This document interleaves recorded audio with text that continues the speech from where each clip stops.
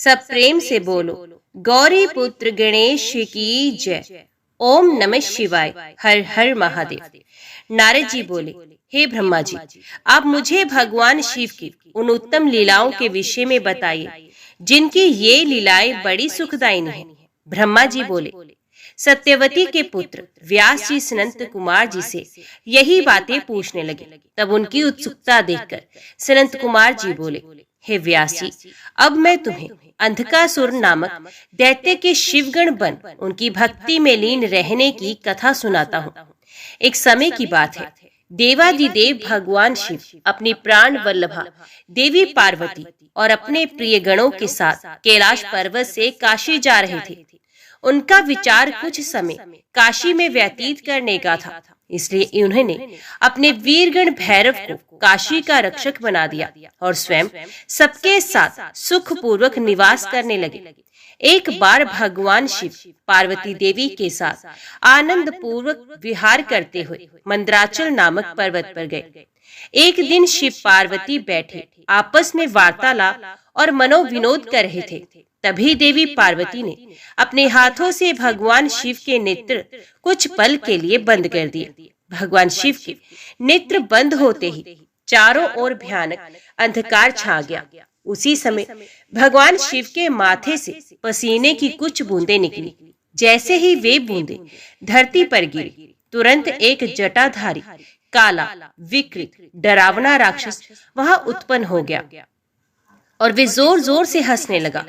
उसकी भयानक आवाज सुनकर देवी पार्वती एकदम चौंक गई कि एकाएक उनके सामने ये भयानक जीव कहां से प्रकट हो गया है। तब देवी पार्वती ने भगवान शिव से पूछा, हे स्वामी, ये भयानक पुरुष कौन है? ये सुनकर भगवान शिव मुस्कुराते हुए बोले, हे देवी, ये आपका पुत्र है। जब आपने मेरी आंखें बंद की, उस समय मेरे माथे से कुछ पसीने की बूंदें गिरी, उसी से ये प्रकट हुआ है। ये जानकर कि वे पुरुष उनका पुत्र है, देवी बड़ी प्रसन्न हुई। भगवान शिव ने उसका नाम अंधक रख दिया। उसी समय हिरण्यनेत्र नाम का एक राक्षस पुत्र प्राप्ति की कामना मन में लेकर वन में घोर तपस्या कर रहा था। उसकी तपस्या से प्रसन्न होकर भगवान शिव उसे वरदान देने के लिए गए। उसने भगवान शिव से एक बलवान और वीर पुत्र की प्राप्ति की इच्छा प्रकट की। भगवान शिव ने कहा, हे हिरण्यनेत्र, मेरा पुत्र अंधक बड़ा ही वीर और बलवान है। तुम चाहो तो मैं उसे तुम्हें सौंप सकता हूँ। भगवान शिव के पुत्र को अपना पुत्र बनाने के लिए वे राक्षस व्यग्र हो उठा।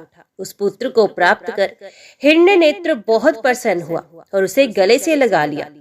भगवान शिव पुत्र अंधक को हिरण्यनेत्र को सौंपकर अपने धाम को चले गए। हिरण्यनेत्र अपने प्रिय पुत्र अंधक को साथ लेकर अपने घर लौट आया और उसको बहुत लाड़ प्यार से पालने लगा। तत्पश्चात हिरण्यनेत्र ने, जिसे हिरण्याक्ष भी कहा जाता है, पृथ्वी लोक और पाताल लोक के राज्य को जीतकर अपने राज्य में मिला लिया। दैत्यों के राजा उस हिरण्याक्ष के आतंक से तीनों लोक कांपने लगे। यहाँ तक के देवता भी व्याकुल और भयभीत हो गए। उन्होंने भगवान विष्णु को वराह रूप धारण करके पाताल लोक भेजा। क्रोधित श्री हरि ने हिरण्याक्ष का वध सुदर्शन चक्र से कर दिया। तत्पश्चात अंधक का राज्याभिषेक करवाया। सभी देवता भय मुक्त होकर बड़े प्रसन्न हुए और भगवान विष्णु की जय जयकार करने लगे। भगवान श्री हरि विष्णु आशीर्वाद देकर अपने वैकुंठ धाम को चले गए। अपने भाई हिरण्याक्ष के वध का समाचार पाकर उसका भाई हिरण्यकशिपु क्रोधित हो उठा और उसने भगवान विष्णु से वैर बांध लिया। सनंत कुमार जी बोले, हे व्यास जी, वराह रूप धारी श्री हरि विष्णु द्वारा अपने भाई हिरण्याक्ष का संहार किए जाने से हिरण्यकशिपु बहुत दुखी और क्रोधित तो था ही, अतः उसने अपनी असुर सेना को देवताओं का संहार करने की आज्ञा दी तथा अपनी विष्णु भक्त प्रजा को भी दंड देने के लिए कहा। तब आज्ञा पाकर स्वामी भक्त असुरों ने देवलोक का विनाश कर दिया। उनके आतंक से देवता स्वर्ग छोड़कर भाग खड़े हुए। हिरण्यकशिपु के राज्य में उसकी प्रजा को बहुत डराया जाता था। सबने भक्ति का मार्ग छोड़ दिया था। विष्णु भक्तों की खैर नहीं थी। एक दिन हिरण्यकशिपु अपने मृत भाई हिरण्याक्ष को जलांजलि देकर उसकी स्त्री और बच्चों से मिला और उन्हें सांत्वना दी। दैत्यराज हिरण्यकशिपु के मन में विचार आया कि यदि मैं अजर अमर अजय हो जाऊं और मेरा कोई प्रतिद्वंदी न रहे तो कोई भी मुझे हरा नहीं सकेगा और तब सभी मुझे झुककर प्रणाम करेंगे। ये सोचते ही हिरण्यकशिपु मंदराचल पर्वत पर जाकर घोर तपस्या करने लगा। तपस्या हेतु वे एक पैर के अंगूठे पर खड़ा था। सर के ऊपर दोनों हाथ जोड़े आसमान की ओर देखते हुए वे घोर तपस्या कर रहा था। इधर जब हिरण्यकशिपु तपस्या में लीन था तो देवताओं ने असुरों से अपना राज्य छीन लिया। वे आनंद पूर्वक अपना राज्य करने लगे। हिरण्यकशिपु की तपस्या का तेज दिन प्रतिदिन बढ़ता ही जा रहा था। उसके तप की अग्नि से देवता तप्त हो उठे और भयभीत होकर ब्रह्मा जी के पास गए। तब सब देवताओं ने हाथ जोड़कर ब्रह्मा जी को प्रणाम किया। तत्पश्चात उन्होंने बताया कि हे प्रभु, दैत्यराज हिरण्यकशिपु की तपस्या के तेज से सब लोग भयभीत हो रहे हैं। आप कृपया करके हमें भयमुक्त कीजिए। सब देवताओं की प्रार्थना सुनकर ब्रह्मा जी हिरण्यकशिपु को वर देने के लिए उस स्थान पर गए जहां वे तपस्या कर रहा था। वहां जाकर उन्होंने हिरण्यकशिपु से कहा, वत्स, मैं तुम्हारी तपस्या से बहुत प्रसन्न हूँ। तुम जो चाहे मांग सकते हो।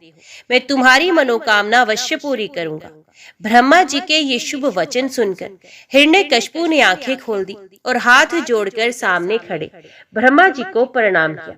तत्पश्चात वे बोला, हे प्रजापति, हे पितामह, मैं चाहता हूँ कि मुझे कभी भी मृत्यु का भय न हो।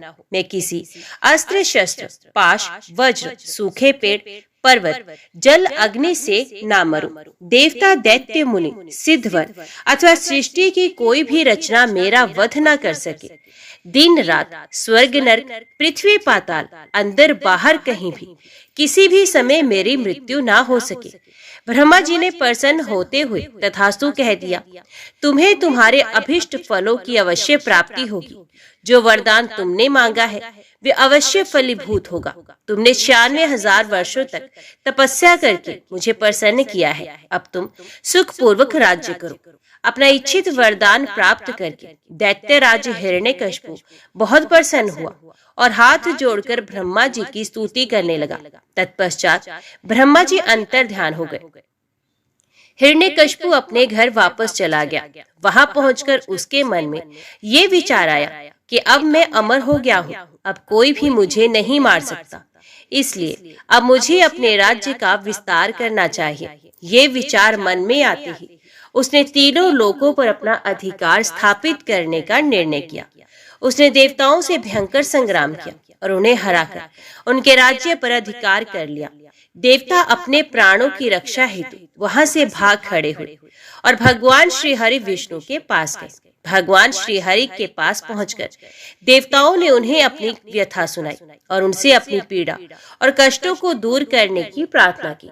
तब विष्णु जी ने उन्हें आश्वासन दिया कि वे स्वयं हिरण्यकशिपु का वध करके उन्हें उसके अत्याचारों से मुक्ति दिलाएंगे।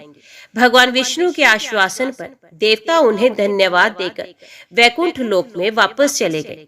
वे अपनी रक्षा के लिए अलग अलग जगहों पर निवास करने लगे। उधर श्री हरि विष्णु ने देवताओं को उनके कष्टों से मुक्ति दिलाने हेतु दैत्यराज हिरण्यकशिपु का संहार करने का निश्चय किया।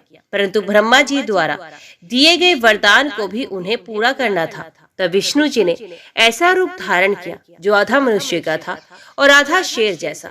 ऐसा अत्यंत भयानक रूप धारण कर विष्णु जी अग्नि के समान प्रलयंकारी नजर आ रहे थे। नरसिंह के रूप में श्री हरि ने दैत्यराज हिरण्यकशिपु की नगरी में प्रवेश किया। उस समय सूर्यास्त का समय हो रहा था। उनका ये अनोखा भयानक रूप देखकर दैत्य सेना के वीर उन पर टूट पड़े और उनसे युद्ध करने लगे। तब पल भर में ही उन्होंने सब दैत्यों को मार गिराया और राजमहल की ओर चल दिए। तभी विष्णु जी के परम भक्त और दैत्यराज हिरण्यकशिपु के पुत्र प्रहलाद की दृष्टि नरसिंह भगवान पर पड़ी। प्रहलाद बोला, हे पिताजी, ये अद्भुत रूप धारण किए नरसिंह अवतार मुझे तो भगवान जान पड़ते हैं। इनकी वीरता की प्रशंसा करना तो असंभव है, अतः आपको इनकी शरण में चले जाना चाहिए। अपने पुत्र की इन बातों को सुनकर दैत्यराज हिरण्यकशिपु को बहुत क्रोध आ गया। वे बोला, पुत्र, तुम बिना कारण ही भयभीत हो रहे हो। तुम दैत्यों के अधिपति के पुत्र हो। तुम्हें इस प्रकार कायरता भरी बातें कदापि नहीं करनी चाहिए।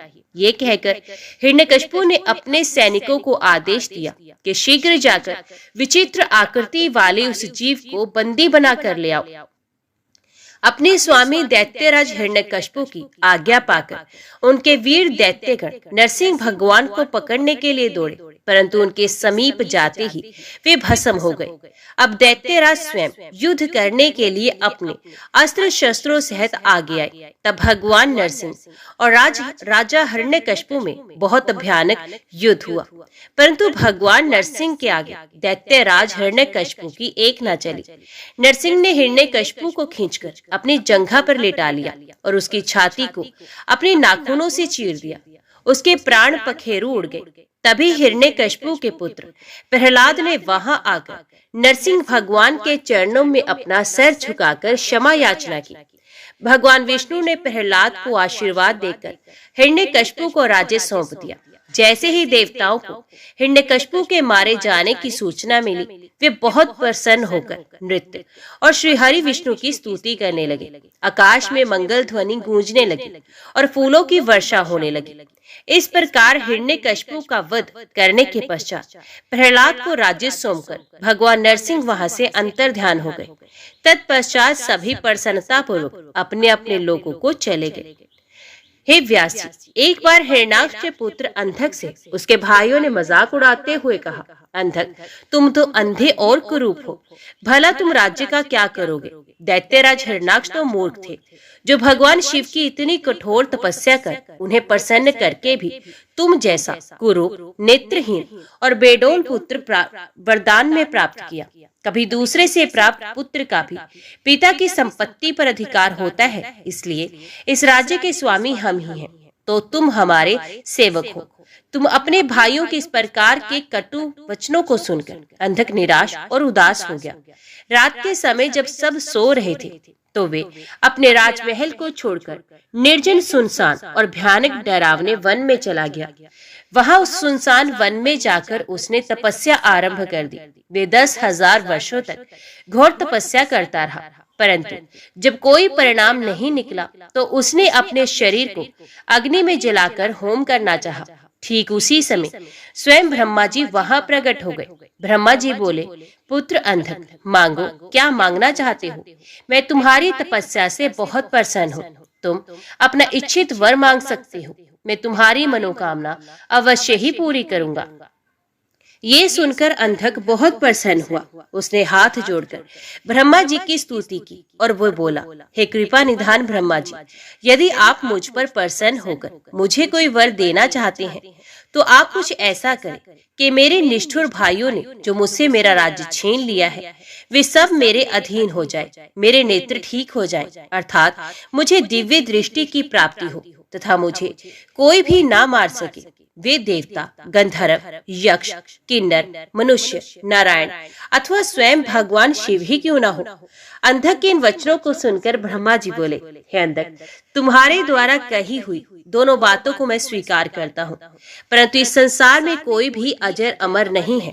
सभी को एक न एक दिन काल का ग्रास बनना ही पड़ता है। मैं सिर्फ तुम्हारी इतनी मदद कर सकता हूँ कि जिस प्रकार की और जिसके हाथ से तुम चाहो अपनी मृत्यु प्राप्त कर सकते हो। तब ब्रह्मा जी के वचन सुनकर अंधक कुछ देर के लिए सोच में डूब गया और फिर बोला, हे प्रभु, तीनों कालों की उत्तम, मध्यम और नीच नारियों में से जो भी नारी सबकी जननी हो, सब में रतन हो, जो सब मनुष्यों के लिए दुर्लभ तथा शरीर व मन के लिए अगम्य हो, उसको अपने सामने पाकर जब मेरे अंदर काम भावना उत्पन्न हो, उसी समय मेरा नाश हो। इस प्रकार का वरदान सुनकर ब्रह्मा जी ने तथास्तु कहा और उससे बोले, हे दैत्येंद्र, तेरे सभी वचन अवश्य ही पूरे होंगे। अब तू जाकर अपना राज्य संभाल। ब्रह्मा जी के वचन सुनकर अंधक बोला, हे भगवान, अब मेरा शरीर इस लायक नहीं रहा कि मैं युद्ध कर सकूं। अब तो मेरे शरीर में सिर्फ नसें और हड्डियां ही बची हैं। अब मैं कैसे युद्ध कर पाऊंगा और अपनी शत्रु सेना को परास्त कर पाऊंगा। इस प्रकार के वचनों को सुनकर ब्रह्मा जी मुस्कुराए और उन्होंने अंधक के शरीर का स्पर्श किया। उनके स्पर्श करते ही अंधक का शरीर भरा पूरा हो गया। अब वे परम शक्तिशाली योद्धा जान पड़ता था, जिसके सामने अच्छे से अच्छा वीर भी ना टिक पाए। इस प्रकार अंधक को मनोवांछित वर देकर ब्रह्मा जी वहां से अंतर ध्यान हो गए। तत्पश्चात अंधक भी प्रसन्नता पूर्वक अपने घर की ओर चल दिया। जब अंधक ने अपने राज्य में प्रवेश किया तो ये जानकर कि अंधक को ब्रह्मा जी से वरदान प्राप्त हुआ है, सारे दानव उसके वश में होकर उसके दास बनकर रहने लगे। तब अंधक ने विचार किया कि हमें दैत्य साम्राज्य का विस्तार करना चाहिए और अपने घोर शत्रु देवताओं को पराजित करके उनके राज्य पर अपना अधिकार स्थापित कर लेना चाहिए। ये सोचकर दैत्यराज अंधक ने अपनी विशाल दैत्य सेना के साथ स्वर्गलोक पर आक्रमण कर दिया और स्वर्ग पर अपना आधिपत्य जमाकर देवराज इंद्र को अपना बंधक बना लिया। तत्पश्चात उसने नागों, सुपर्णों, श्रेष्ठ राक्षसों, गंधर्वों, यक्षों, मनुष्यों, ऊंचे ऊंचे पर्वतों और भयानक वृक्षों और सिंहों को भी युद्ध में परास्त कर अपने अधीन कर लिया। अंधक मंदांध होकर कुमार्गी हो गया। उसने स्वर्ग, भूतल और रसातल की सर्वश्रेष्ठ सुंदरियों को अपनाकर उनके साथ रमणीय विहार किया। दिन पर दिन वे बुराई के दल दल में धंसता जा रहा था। उसने वैदिक धर्म का पूर्णतः त्याग कर दिया था। एक दिन उसके दुर्योधन, वैधस और हस्ती नामक तीनों मंत्री उसके पास आए और बोले, हे दैत्यराज, हमने मंदराचल पर्वत की एक गुफा में एक मुनि को देखा है, जो कि योग ध्यान में मगन आंखें बंद करके बैठा है। उस रूपवान मुनि के मस्तक पर अर्धचंद्र, कमर में गजेंद्र की खाल बंधी है, सर पर जटाजूट, गले में खोपड़ियों की माला तथा उसके शरीर पर बड़े भयानक सर्प लिपटे हुए हैं। उस मुनि के एक हाथ में त्रिशूल तो दूसरे में डमरू है। उसने अपने गौर अंगों पर भस्म लपेट रखी है। उस तपस्वी का वेश बड़ा ही अद्भुत है।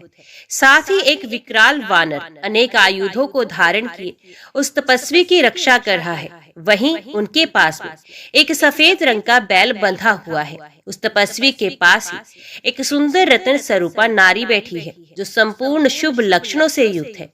उसका रूप बड़ा ही मनोहारी है, जो सभी के मन को मोह लेता है। उसने सुंदर मूंगे, मोती, मणियों और सोने के रत्न जड़ित आभूषणों को धारण किया हुआ है।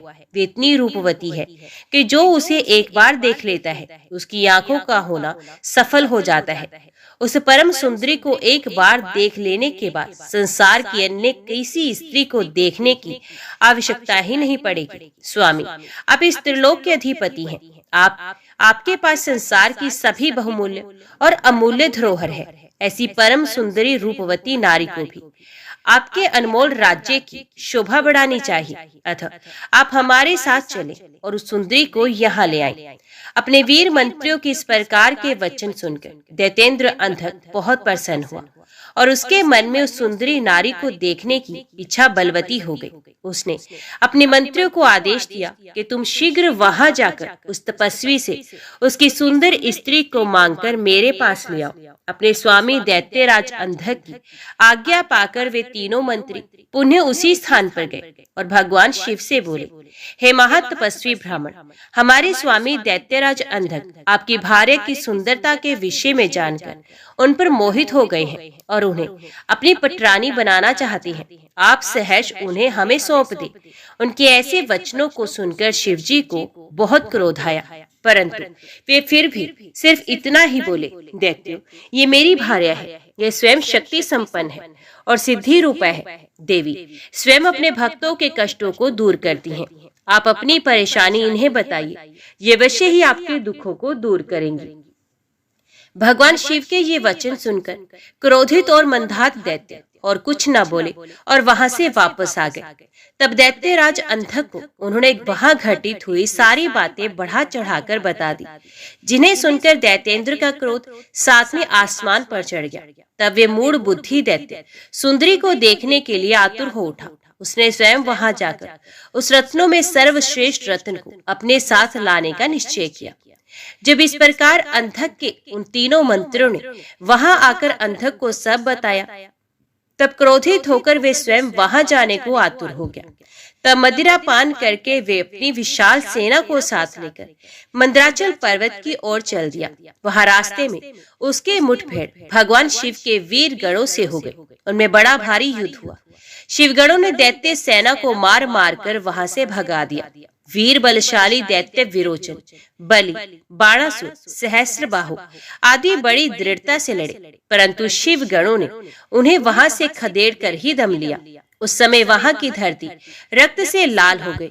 जब असुरों की सेना ने देखा कि वे किसी भी प्रकार से शिवजी के गणों को नहीं हरा पाएंगे, तब वे स्वतः ही वहां से लौट गए। उधर जब वहां शांति हो गई, तब भगवान शिव अपनी प्रिय देवी पार्वती से बोले, हे प्रिय, मैं यहाँ पर अपने उत्तम पाशुपत व्रत का पालन करने के लिए आया था, परंतु यहाँ पर मेरे व्रत में विघ्न पड़ रहा है।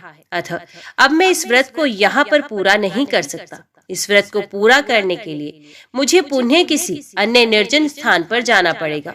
देवी, तुम यहीं पर रहो और मैं किसी अन्यंतर स्थान पर जाकर अपने पाशुपत व्रत का अनुष्ठान पूरा करूंगा। ये कहकर भगवान शिव अपने व्रत को पूरा करने के लिए वहां से किसी दूसरे वन में चले गए और देवी पार्वती वहीं मंदराचल पर्वत पर एक गुफा में रहने लगी। भगवान शिव निर्जन वन में जाकर अपने पाशुपत व्रत का पूरा करने के लिए घोर साधना करने लगे। उधर दूसरी ओर देवी पार्वती वहां अकेली रहकर अपने पति भगवान शिव के लौटने की प्रतीक्षा करने लगी। उनकी रक्षा के लिए भगवान शिव का गण वीरक सदा उनकी गुफा के बाहर पहरा देता रहता था। दूसरी ओर दैत्यराज अंधक को, जिसे एक बार शिवगणों ने परास्त करके वहां से खदेड़ दिया था, देवी को प्राप्त किए बिना चैन कहाँ आने वाला था। उसने पुनः मंदराचल पर्वत पर चढ़ाई कर दी। जैसे ही अंधक और उसके दानव सेना पर्वत पर पहुंची, वीरक ने उनसे युद्ध करना आरंभ कर दिया। महाबली वीरक बड़ी वीरता से उन दैत्यों से युद्ध करता रहा और उन्हें हराता रहा। उनके बीच भयानक अस्त्र शस्त्रों का प्रयोग होता रहा। जब किसी भी तरह वीरक को युद्ध में पराजित करना संभव न हुआ, तो दैत्यों ने वीरक को चारों ओर से मिलकर घेर लिया। जब गुफा के अंदर बैठी देवी पार्वती को ये ज्ञात हुआ कि उनका प्रिय रक्षक चारों ओर से दानवों से घिर चुका है, तो उन्होंने अलौकिक रीति से ब्रह्मा, विष्णु और देवताओं का मन में स्मरण किया। ये ज्ञात होते ही कि जगत जननी जगदम्बा माँ पार्वती ने स्मरण किया है। पल भर में सब देवता वहां मंदराचल पर्वत पर उपस्थित हो गए और दैत्यों से युद्ध करने लगे। जब वीरक ने देखा कि अब वे अकेला नहीं है, उसके साथ पूरी देव सेना खड़ी है, तो वे हर्षित मन से पुनः युद्ध करने लगा। तब उसका जोश देखते ही बनता था।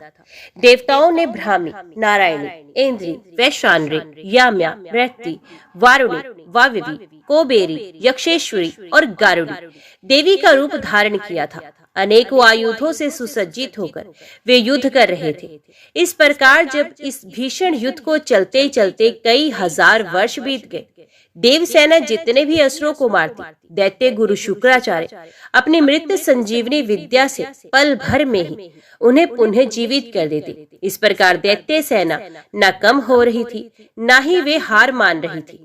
युद्ध दिन प्रतिदिन और भयानक होता जा रहा था। भगवान शिव भी अपना पाशुपत व्रत पूरा करके वहां मंदराचल पर्वत पर वापस आ गए। जब भगवान शिव व्रत को पूरा करने के पश्चात मंदराचल पर्वत पर लौटे, तो उन्होंने देखा कि दैत्यराज अंधक ने अपनी विशाल सेना के साथ पुनः आक्रमण कर दिया है। उनके वीरगण और अनेकों रूप धारण किए देवियां अंधक और उसकी सेना से युद्ध कर रही हैं। ये देखकर भगवान शिव को बहुत क्रोध आया कि मेरी अनुपस्थिति में इस दुष्ट दैत्य ने मेरी पत्नी को परेशान किया है। क्रोधित देवाधिदेव महादेव जी अंधक से युद्ध करने लगे, परंतु दैत्यराज बहुत चालाक था। उसने गिल नामक दैत्य को आगे कर दिया। स्वयं उसने दैत्य सेना सहित गुफा के आसपास के वृक्षों और लताओं को तोड़ दिया। तत्पश्चात उस दैत्य अंधक ने एक एक करके सबको निगलना शुरू कर दिया। अंधक ने नंदीश्वर सहित ब्रह्मा, विष्णु, इंद्र, सूर्य और चंद्रमा व समस्त देवताओं को निगल लिया। ये देखकर भगवान शिव को बहुत क्रोध आया। उन्होंने अंधक पर अपने तीक्ष्ण बाणों का प्रहार करना शुरू कर दिया, जिसके फलस्वरूप दैत्यराज ने विष्णु सहित ब्रह्मा, सूर्य, चंद्रमा और अन्य देवताओं को वापस उगल दिया। उधर शिवगणों ने देखा कि दैत्य गुरु युद्ध में मारे गए राक्षसों को अपनी संजीवनी विद्या से पुनः जीवित कर रहे हैं। इसी कारण दैत्यों का मनोबल कम नहीं हो रहा है। तब शिवगणों ने चतुराई का परिचय देते हुए दैत्य गुरु शुक्राचार्य को बंधक बना लिया और उन्हें भगवान शिव के पास ले गए। जब शिव गणों ने ये बात भगवान शिव को बताई तो क्रोधित शिवजी ने शुक्राचार्य को निगल लिया। शुक्राचार्य के वहां से गायब हो जाने पर दैत्यों का मनोबल गिर गया और वे भयभीत हो गए। ये देखकर देवसेना ने उन दैत्यों को मार मार कर व्याकुल कर दिया। इस प्रकार युद्ध और भीषण होता जा रहा था। दैत्यराज अंधक ने अब युद्ध को जीतने के लिए माया का सहारा लिया। भगवान शिव और अंधक के बीच सीधा युद्ध शुरू हो गया। भगवान शिव अपने प्रिय त्रिशूल से लड़ रहे थे। युद्ध करते करते दैत्यराज के शरीर पर शिवजी जैसे ही त्रिशूल का प्रहार करते, उसके शरीर से निकले हुए रक्त से बहुत से दैत्य उत्पन्न हो जाते और युद्ध करने लगते। ये देखकर देवताओं ने देवी चंडिका की स्तुति की। तब चंडिका तुरंत युद्ध भूमि में प्रकट हो गई और उन्होंने भगवान शिव को प्रणाम किया। शिवजी का आदेश पाकर देवी चंडिका उस अंधक नामक असुर के शरीर से निकलने वाले रक्त को पीने लगी। इस प्रकार अंधक का रक्त जमीन पर गिरना बंद हो गया और उससे उत्पन्न होने वाले राक्षस भी उत्पन्न होना बंद हो गए। फिर भी अंधक अपनी पूरी शक्ति से युद्ध करता रहा। उसने भगवान शिव पर बाणों से प्रहार करना शुरू कर दिया। युद्ध करते करते भगवान शिव ने अंधक का संहार करने के लिए त्रिशूल का जोरदार प्रहार उसके हृदय पर किया और उसे भेद दिया। उन्होंने उसे ऐसे ही ऊपर उठा लिया। सूर्य की तेज किरणों ने उसके शरीर को जला दिया। इससे उसका शरीर जर्जर हो गया। मेघों से तेज जल बरसा और वे गीला हो गया। फिर हिमखंडों ने उसे विदीर्ण कर दिया। इस पर भी दैत्यराज अंधक के प्राण नहीं निकले। अपनी ऐसी अवस्था देखकर अंधक को बहुत दुख हुआ। वे हाथ जोड़कर देवाधिदेव भगवान शिव की स्तुति करने लगा। भगवान शिव तो भक्त वत्सल हैं और सदा ही अपने भक्तों के अधीन रहते हैं। तब भला वे अंधक पर कैसे प्रसन्न ना होते। उन्होंने अंधक को क्षमा करके अपना गण बना लिया। युद्ध समाप्त हो गया। सब देवता हर्षित होकर भगवान शिव की स्तुति करने लगे। भगवान शिव देवी पार्वती को साथ लेकर अपने गणों सहित कैलाश पर्वत पर चले गए। सभी देवता अपने अपने लोकों को वापस लौट गए। व्यास जी बोले, हे ब्रह्मा पुत्र सनंत कुमार जी, शिवगणों द्वारा जब शिवजी को ये ज्ञात हुआ कि दैत्य गुरु शुक्राचार्य दैत्यों को पुनः जीवित कर रहे हैं और शिवगण उन्हें बंदी बना लाए हैं, तब क्रोधित होकर शिवजी ने शुक्राचार्य को निगल लिया था। तब आगे क्या हुआ?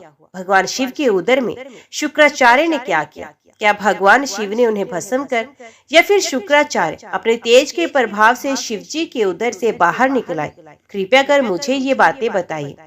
व्यास जी के इन प्रश्नों को सुनकर सनंत कुमार जी बोले, हे व्यास जी, भगवान शिव तो इस त्रिलोक के नाथ हैं। वे साक्षात ईश्वर हैं। उनकी आज्ञा के बिना इस संसार में कुछ भी नहीं होता। उनके कारण ही ये संसार चलता है। भगवान शिव के कारण ही देवताओं की हर युद्ध में जीत होती है। अंधक कोई साधारण दैत्य नहीं था। उसे ये बात ज्ञात थी कि वे त्रिलोकी नाथ भगवान शिव को नहीं जीत सकता। इसलिए वे अपने दैत्य कुल की रक्षा करने के लिए सर्वप्रथम अपने आराध्य दैत्य गुरु शुक्राचार्य के चरणों में गिर गया और अपने गुरु की वंदना करने लगा। तब उन्होंने प्रसन्न होकर उसे आशीर्वाद दिया। दैत्यराज अंधक ने गुरु शुक्राचार्य से मृत संजीवनी विद्या द्वारा मरे हुए असुरों को जीवित करने की प्रार्थना की। शुक्राचार्य ने अपने शिष्य अंधक की प्रार्थना स्वीकार कर ली और युद्ध भूमि में आ गए। शुक्राचार्य ने भगवान शिव का स्मरण कर अपनी विद्या का प्रयोग आरंभ किया। उस विद्या का प्रयोग करते ही युद्ध में मृत पड़े दैत्य अपने अस्त्र शस्त्र लेकर इस प्रकार उठ खड़े हुए मानो इतनी देर से सोए पड़े हों। ये देखकर दैत्य सेना में अद्भुत उत्साह का संचार हो गया। राक्षसों में नई जान आ गई और वे भगवान शिव के गणों से भयानक युद्ध करने लगे। शिवगणों ने जाकर ये समाचार नंदीश्वर को बताया कि शुक्राचार्य अपनी विद्या के बल से मरे हुए दैत्य को जीवित कर रहे हैं। ये जानकर नंदी सिंह की बातें दैत्य सेना पर टूट पड़े और उस स्थान पर जा पहुंचे जहां शुक्राचार्य बैठे थे। अनेकों दैत्य अपने गुरु की रक्षा के लिए चारों ओर खड़े थे। नंदी ने शुक्राचार्य को इस प्रकार पकड़ लिया जैसे शेर हाथी के बच्चे को पकड़ लेता है। वे उन्हें उठाकर तेज गति से वहां से निकल पड़े। नंदीश्वर को इस प्रकार अपने गुरु को उठाकर ले जाते देखकर सभी दैत्य उन पर टूट पड़े, परंतु नंदी अपनी वीरता का परिचय देते हुए सबको पछाड़ते हुए आगे बढ़ते रहे। नंदी के मुख से भयानक अग्नि वर्षा हो रही थी जिससे दैत्य उनकी ओर नहीं बढ़ पा रहे थे। इस प्रकार कुछ ही देर में नंदी शुक्राचार्य का अपहरण करके उन्हें भगवान शिव के सम्मुख ले गए। नंदी ने सारी बातें भगवान शिव को बता दी। ये सुनकर देवाधिदेव महादेव जी का क्रोध और भी बढ़ गया और उन्होंने दैत्य गुरु शुक्राचार्य को अपने मुंह में रखकर इस प्रकार निगल लिया जिस प्रकार कोई बालक अपनी पसंदीदा खाने की वस्तु को पल भर में ही सटक जाता है। व्यास जी ने पूछा, हे संत कुमार जी, शुक्राचार्य को जब भगवान शिव ने निगल लिया तब क्या हुआ? ये प्रश्न सुनकर संत कुमार जी बोले, हे महर्षि, भगवान शिव ने क्रोधित होकर जब दैत्यों के गुरु शुक्राचार्य को निगल लिया तब वे शिव जी के उदर में पहुंचकर वहां से बाहर निकलने के लिए बहुत चिंतित हो गए और अनेक प्रकार के प्रयत्न करने लगे। जब वे किसी भी प्रकार से बाहर नहीं निकल पा रहे थे तब उन्होंने भगवान शिव के शरीर में छिद्रों की खोज करना शुरू कर दिया, परंतु सैकड़ों वर्ष तक भी उन्हें कोई ऐसा छिद्र नहीं मिल सका जिससे वे बाहर आ जाते। इस प्रकार शुक्राचार्य बाहर निकल पाने के कारण बहुत दुखी हुए और उन्होंने शिव जी की आराधना करने का निश्चय किया। तब उन्होंने शिव मंत्र का जाप करना आरंभ कर दिया। शिव मंत्र का जाप करते करते शुक्राचार्य शिव जी के शुक्राणुओं द्वारा उनके लिंग मार्ग से बाहर आ गए और हाथ जोड़कर भगवान शिव की स्तुति करने लगे। तब भगवान शिव और देवी पार्वती ने शुक्राचार्य को अपने पुत्र के रूप में स्वीकार किया और मुस्कुराने लगे। शिव जी बोले, हे भृगु नंदन, आप मेरे लिंग मार्ग से शुक्र की तरह बाहर निकले हैं, इसलिए आज से आप शुक्र नाम से विख्यात होंगे। आज से तुम मेरे और पार्वती के पुत्र हुए और सदा संसार में अजर अमर रहोगे। तुम्हें आज से मेरा परम भक्त माना जाएगा। तब शुक्राचार्य भगवान शिव की स्तुति करते हुए बोले, हे देवाधिदेव भगवान शिव, आपके सर, नेत्र, हाथ, पैर और भुजाएं अनंत हैं। आपकी मूर्तियों की गणना करना सर्वथा असंभव है। आपकी 8 मूर्तियां कही जाती हैं और आप अनंत मूर्ति भी हैं। आप देवताओं तथा दानवों सभी की मनोकामनाओं को अवश्य पूरा करते हैं। बुरे व्यक्ति का आप भी संहार करने वाले हैं। मैं आपके चरणों की स्तुति करता हूँ। हे प्रभु, आप मुझ पर प्रसन्न हो। दैत्य गुरु शुक्राचार्य की ऐसी स्तुति सुनकर भक्त वत्सल भगवान शिव बहुत प्रसन्न हुए।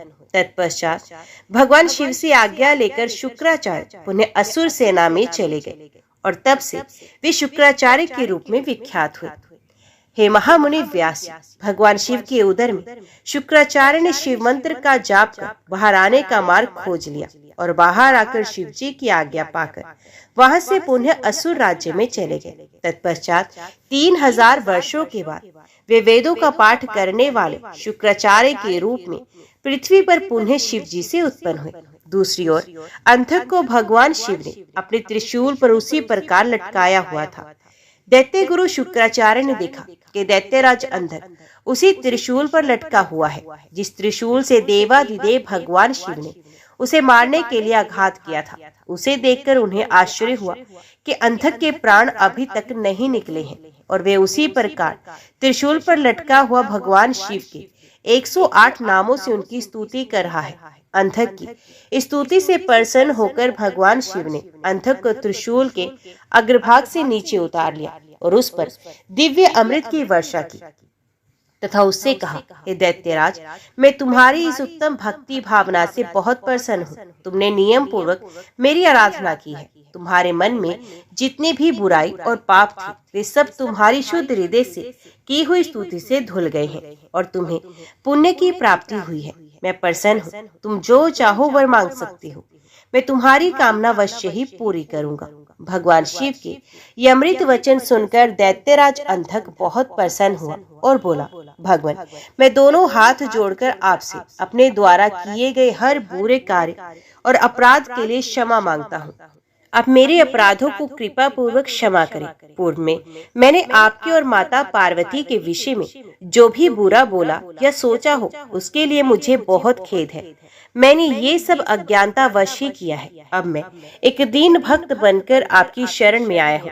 मुझे मेरे द्वारा किए गए अपराधों के लिए क्षमा कर दें। हे देवादिदेव, मैं आपसे वरदान में सिर्फ यही मांगना चाहता हूँ कि आप में और माता पार्वती में मेरी अगाध श्रद्धा भावना व भक्ति बनी रहे। मेरे मन में कभी भी कोई बुरा विचार न आए। मैं शांत हृदय से सदैव आपके नाम का स्मरण व चिंतन करता हूँ। मुझमें कभी भी आसुरी तत्व घर न कर पाए, यही वरदान मुझे प्रदान कीजिए। अंधक ये वचन कहकर पुनः भगवान शिव और माता पार्वती के ध्यान में मगन हो गया। भगवान शिव की कृपा दृष्टि उस पर पड़ते ही उसे अपने पहले जन्म का स्मरण हो गया। उसके सभी मनोरथ पूर्ण हो गए। भक्तवत्सल भगवान शिव ने प्रसन्न होकर अंधक को अपना गण बना लिया और उसे उसका इच्छित वरदान प्रदान किया। अब मैं आपको ये बताता हूँ कि दैत्य गुरु शुक्राचार्य को भगवान शिव से मृत्युंजय नामक मृत्यु को जीत लेने वाली उत्तम विद्या कैसे प्राप्त हुई। एक बार की बात है, शुक्राचार्य वाराणसी नामक नगरी में जाकर भगवान विश्वनाथ का ध्यान करते हुए उनकी घोर तपस्या करने लगे। इससे पूर्व उन्होंने वहां भगवान शिव की शिवलिंग की स्थापना की तथा वहां एक रमणीक कुआं भी खुदवाया। तत्पश्चात उसमें शिवलिंग को 32 सेर पंचामृत से 1 लाख बार अभिषेक कराने के बाद सुंदर सुगंधित द्रव्यों से स्नान कराकर उस अमृत में ज्योतिर्लिंग की स्थापना की। फिर शिवलिंग पर चंदन और यक्ष कर्दम का लेप किया। राजपग, चंपक, धतूर, कनेर, कमल, मालती, कर्णिकार, कदम, मौलसिरी, उत्पल, मल्लिका, चमेली, छतपत्री, ढाक, सिंधुवार, बंधुक पुष्प, पुनाग, नाग केसर, केसर, नवमल्लिक, रक्तदला, कुंद मोतिया, मंदार, बिलपत्र, गुमा, मरुआ, वृक, गंठविन दोना, आम के पत्ते, तुलसी, देवजवासा, बृहस्पति, नादरुक, अगस्त्य, साल, देवदारू, कचनार, कुर्बक और कुरंतक के फूलों और अनेक प्रकार के पल्लवों से भगवान शिव की विधिवत पूजा अर्चना की। भगवान शिव के सहस्त्र नामों का जाप कर उनकी स्तुति की।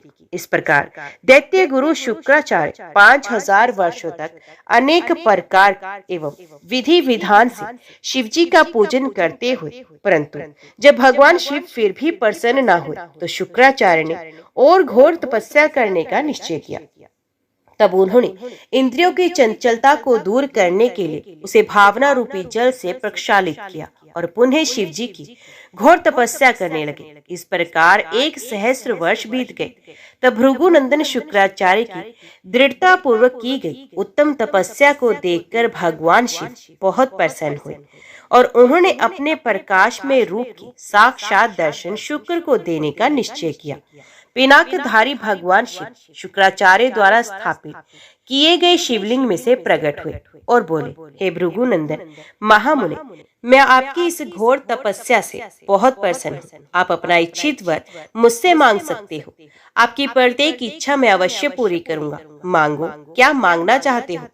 भगवान शिव की इस प्रकार के उत्तम वचनों को सुनकर शुक्राचार्य ने देवादिदेव भगवान शिव को प्रणाम किया और सिर झुकाकर अंजलि बांधकर जय जय का उच्चारण करते हुए भगवान शिव की बहुत स्तुति की और शिव जी के चरणों में ही लेट गए। तब भगवान शिव ने उन्हें अपने चरणों से ऊपर उठाया और अपने हृदय से लगा लिया। तब भगवान शिव बोले, हे शुक्र, आपने जो ये मेरा ज्योतिर्लिंग स्थापित किया है और इसकी नियम पूर्वक कठिन आराधना की है, इससे मैं तुम पर बहुत प्रसन्न हूँ। कहो, क्या मांगना चाहते हो। देवादिदेव महादेव जी के ये वचन सुनकर शुक्र पुनः उनकी स्तुति करने लगे। तब भगवान शिव ने देखा कि शुक्राचार्य कुछ भी नहीं मांग रहे। भगवान शिव, जो कि सबके हृदयों की बात जानते हैं, संसार की कोई वस्तु उनसे ना तो कभी छिपी थी न छिप रह सकती है, मुस्कुराकर बोले, हे भृगुनंदन, हे महातपस्वी शुक्र, आप निश्चय ही मेरे परम भक्त हैं। आपने इस पवित्र काशी नगरी में मेरे ज्योतिर्लिंग की स्थापना करके उत्तम मन से भक्ति में आराधना की है। जिस प्रकार एक पुत्र अपने पिता का आदर एवं पूजन करता है, तुमने उससे भी बढ़कर कार्य किया है। अतः मैं तुम्हें ये वरदान देता हूँ कि तुम अपने इसी रूप में मेरे उदर में प्रवेश करोगे तथा मेरे इंद्रिय मार्ग से निकलकर मेरे पुत्र के रूप में जन्म ग्रहण करोगे।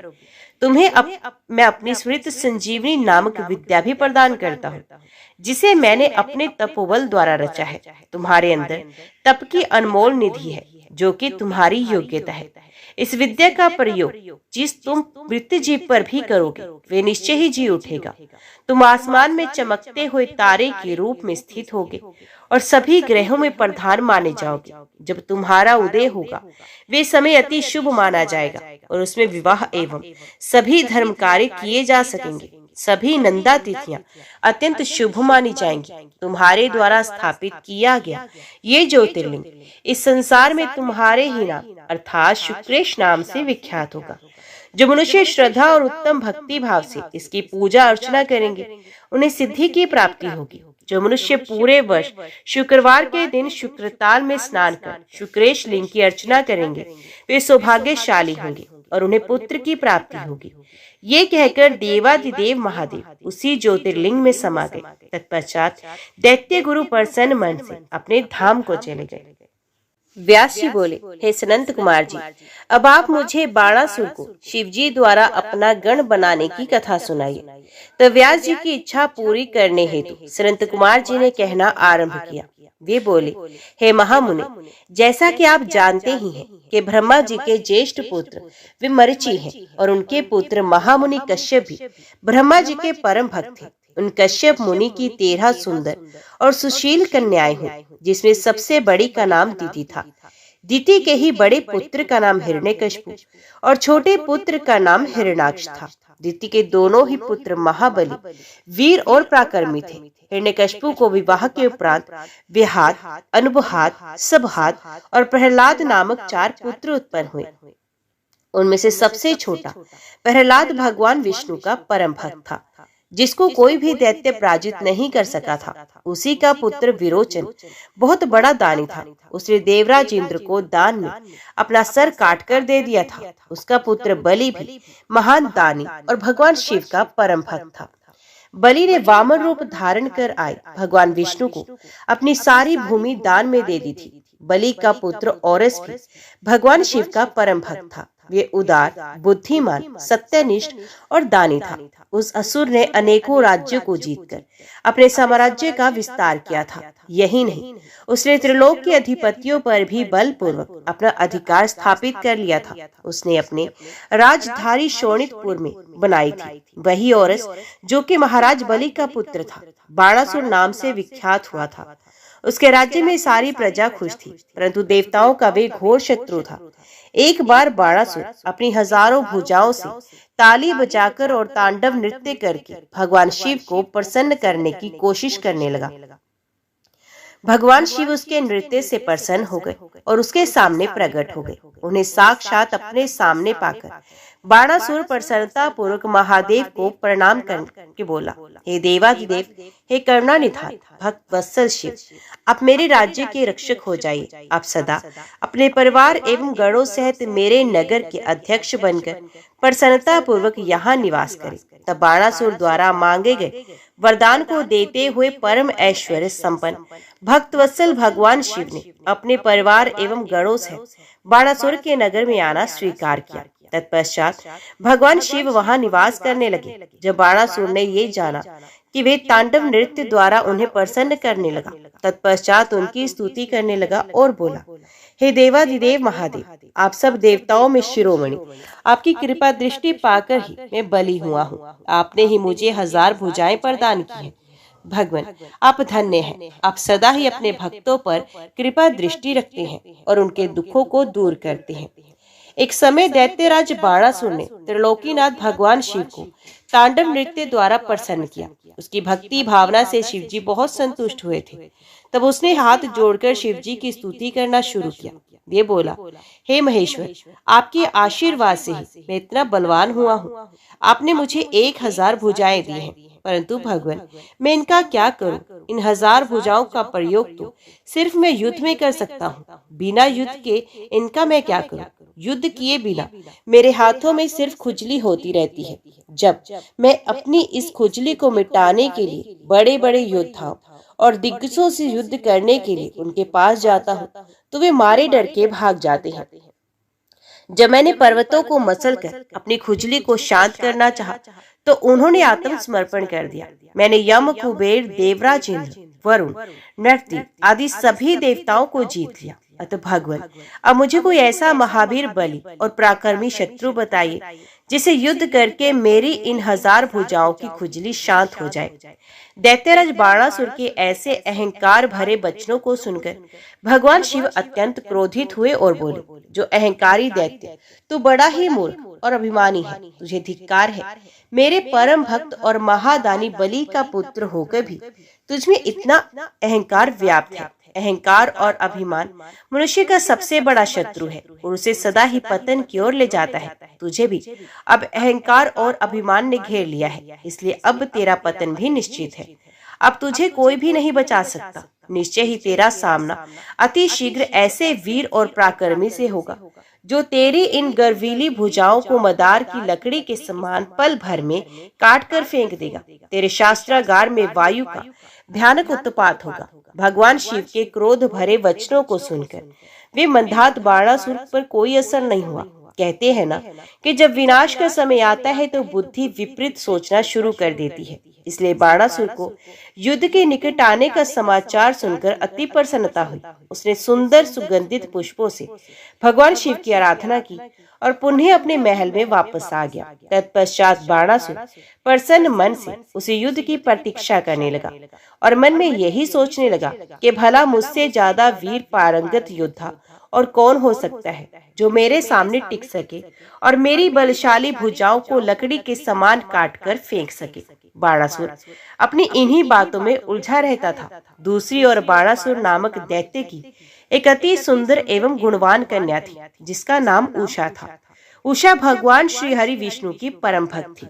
एक दिन उषा वैशाख मास में श्रृंगार से सुसज्जित हो रात्रि को विष्णु भगवान की पूजा अर्चना करने के पश्चात अपने कक्ष विश्राम कर रही थी। तब उसे देवी पार्वती की शक्ति के फलस्वरूप सपने में भगवान श्री कृष्ण के पुत्र अनिरुद्ध के दर्शन हुए। तब दिव्य माया के वशीभूत उषा को अनिरुद्ध को देखकर बड़ी प्रसन्नता हुई और मन में ही वे उन्हें हृदय दे बैठी। जब सुबह वे जागी तो उसे उसी सुदर्शन युवक का स्मरण हो आया और वे उसके ध्यान में ही खो गई। जब उषा इस प्रकार से सपने में दिखाई दिए उस सुंदर युवक के ध्यान में खोई हुई थी, उसी समय उषा की प्रिय सखी चित्रलेखा उसके कक्ष में आई और अपनी सखी की ऐसी स्थिति देखकर उसने इस बारे में पूछा। तब उषा ने सारी बातें उसे बता दी और कहा कि तुम्हें उस युवक को कहीं से भी ढूंढकर मेरे पास लाना है। यदि तुमने ऐसा नहीं किया तो मैं अपने शरीर का त्याग कर दूंगी। अपनी प्रिय सखी उषा के ऐसे वचन को सुनकर चित्रलेखा को बहुत दुख हुआ और वे बोली, सखी ऐसी बातें मत कहो, भला तुम ही बताओ मैं उस पुरुष को कहाँ से लेकर आ सकती हूँ जिसे मैंने कभी देखा भी नहीं और जिसके बारे में कुछ जानती भी नहीं। पहले तो मुझे बताओ कि वे कौन है और कैसा दिखता है, तभी मैं तुम्हारी मदद कर पाऊंगी। सखी मैं तुमसे वादा करती हूँ कि वे पुरुष जहाँ भी होगा मैं उसका अपहरण करके तुम्हारे पास ले आऊंगी और तुम्हें खुशी देने की कोशिश करूंगी। अपनी सखी चित्रलेखा की बातें सुनकर उषा को बहुत संतोष हुआ। तब चित्रलेखा ने वस्त्र के पर्दे पर अनेक देवताओं, दैत्यों, दानवों, गंधर्वों, सिद्धों, नागों और यक्षों के चित्र बना बनाकर उषा को दिखाए, परंतु उषा ने सबके लिए मना कर दिया। जब चित्रलेखा ने मनुष्यों के चित्र बनाने शुरू किए, उसने शूर, वसुदेव, राम, कृष्ण और अनेक पुरुषों के चित्र बना दिए, परंतु उषा ने हार नहीं कहा।